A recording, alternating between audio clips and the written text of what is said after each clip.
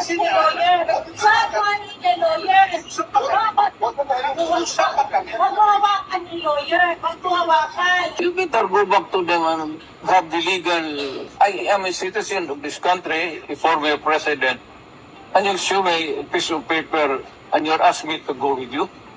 Now that you're asking, sir, for the basis of the warrant, the ICC issued a warrant pursuant to Article 25(3)(a) of the statute for crime against humanity and pursuant to Article 718 of the same statute for murder, sir. Akin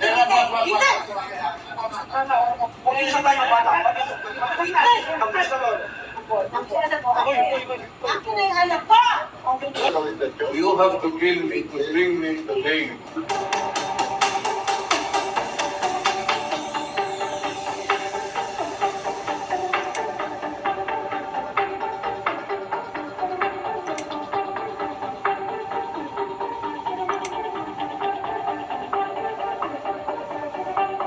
You will just have to kill.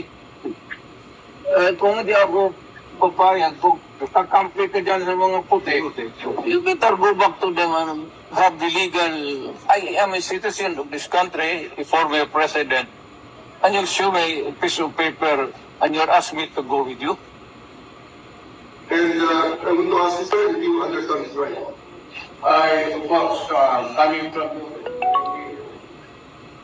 Now that you're asking, sir, for the basis of the warrant, the ICC issued a warrant pursuant to Article 25(3)(a) of the statute for crime against humanity and pursuant to Article 718 of the same statute for murder, sir. For you to choose three people, nobody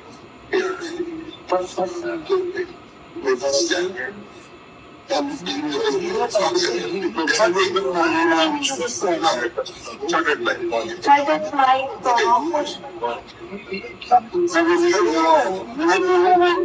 our president. Sir, we need to know this information where you are bringing our president. Article 59. Bakit hindi yan magawa-gawa? That's precisely the point that I'm saying. Ano naman yan?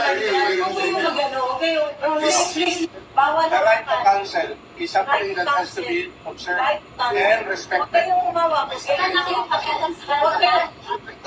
kasi ni lawyer. Bakit ni lawyer?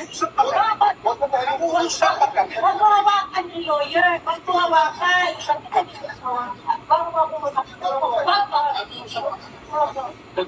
Yung mga Huwag mo hawakan yung nanay ko!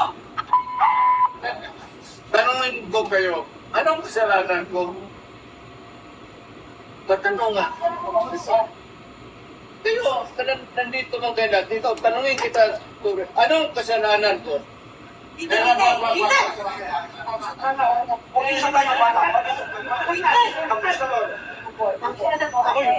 Akin na yung anak ko!